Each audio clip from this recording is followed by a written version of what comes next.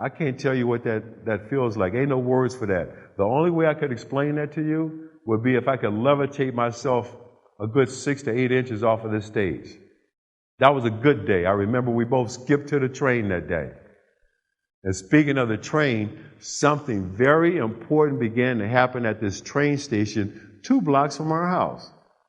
They started to open a daycare center, a place called Happyness, and they did spell it with a Y. And what made this just so incredible for us is right now, the way we're set up, I got a 4-hour commute on public transportation to get to the one place I'm comfortable leaving my little boy. But now there's a possibility I could take my son 2 blocks from my house to a place that's safe and secure and take a 4-hour commute out of my life. The problem was they didn't take children who were not potty trained. Man, we went to potty train boot camp.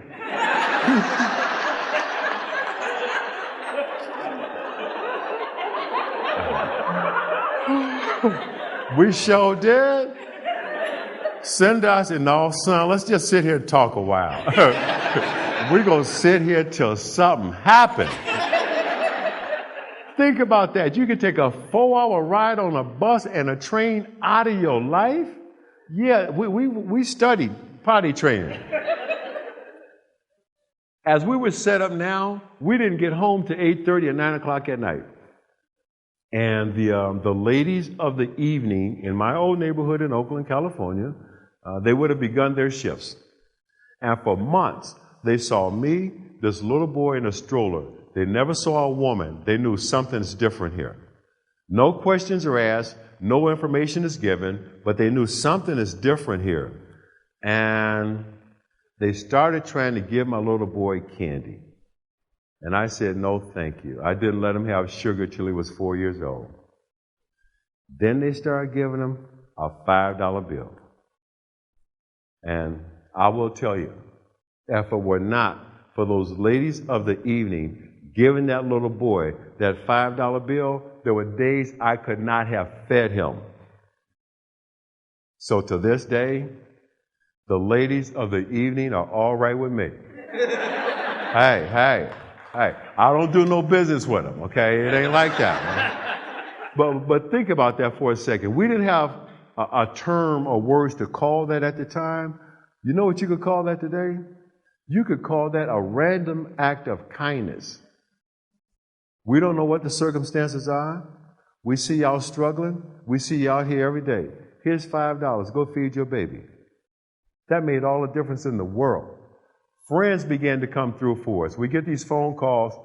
Hey, look, we got an extra bed out in the garage. Nobody's using it. Y'all come get it. You can have it.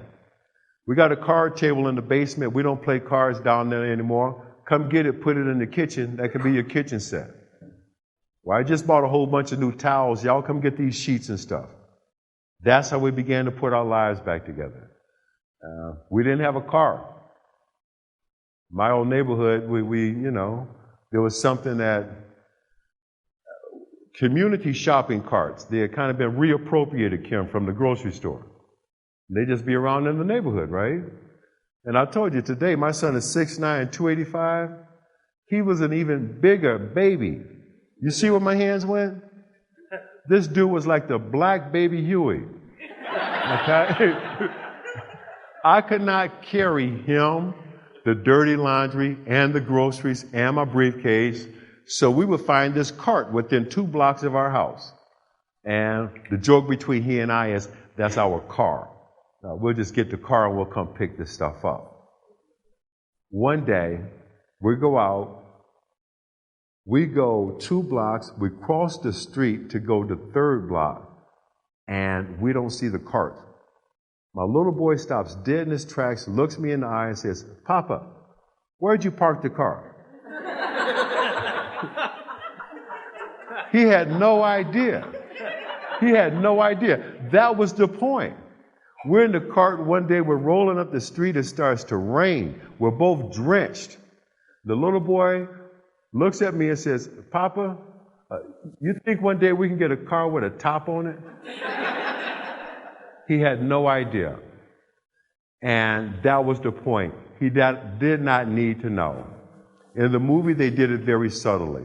There were times you would see the little boy was eating, the father wasn't. He didn't need to know that was because that was all we could afford. The times that we were fortunate enough to get a meal and a hotel room, he did not need to know that I had just sold blood so we could. And I say he didn't need to know that for one reason. That's what parents do every day. A big part of the gig is going without so that your son or your daughter don't have to. Somebody did it for us, so now it was my turn. I kept learning the business. I kept growing. And I got to tell you, one day, you ever have a day you didn't need nothing else bad to happen? I got home one day only to find out the local utility couldn't wait another day to get that $19 I owed them and turn my lights off. And I had to give my little boy a bath by candlelight. And this was the first time I began to doubt myself. The first time I began to ask questions, how much longer can I do this? What's going to happen next? Where am I trying to get us to? And this little boy picks up on it, stands up in the bathtub, looks me in the eye, and says, Papa, you know what? You a good papa. That was all I needed. Huh? That was all I needed. That's one of them things my Uncle Joe used to say, boy, if that don't get your fire going, your wood must be wet. Huh? I tell young people every opportunity I get, if you ever want to mess your parents up, go up to them, put your arms around them, say thank you, and walk away. That would mess us up. Because we know something going on. Something ain't right. But I kept going forward. I kept learning this business. I got pretty good. I got blessed to find something I love. We worked in a big bullpen where you could see what everybody else is doing. And every day for a year, there was this little old man who came to see this gorgeous female broker who sat next to me. It was none of my business. And I'd sit there, watch, doing my phone calls. He's watching me. I'm sitting there with a blue suit and a gray suit making my 200 phone calls. And again, I thought it was a client coming to see his broker. Wrong. This little old man was the managing general partner for Bear Stearns in San Francisco, and he was coming to see his girlfriend. And he watched me for a year. And one day he gave me a business card sitting there. He says, you don't belong here. Here's my card. Come see me. I go see him. He tells me the story of this place called Bear Stearns, which at this point in time was one of the most profitable private partnerships on the history of Wall Street. He tells me how the firm was built by entrepreneurs with a strong work ethic. And I've seen your work ethic, and I know if you come here, I'll make you a star. Then he asked me a question. I did not know what he was asking me. What do you need to be here? I figured it out. He was asking me my salary requirements. No one had ever asked me that before. I had been making it on $1,000 a month, gross. I said the biggest, most obscene number that would come out of my mouth. I need $5,000, done. $5,000 a month, 50% commissions guaranteed for a year. By the way, here's 1 month's advance. Go buy yourself some new clothes. I went out and bought my first 2 pinstripe suits. One blue, one gray.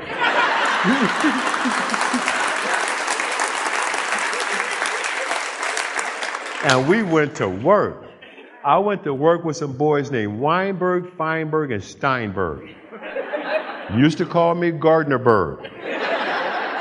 First day, old man Weinberg comes over to my desk and he says, so you want to learn this business? I said, yes, sir, I want to learn this business. Well, dress British and think Yiddish.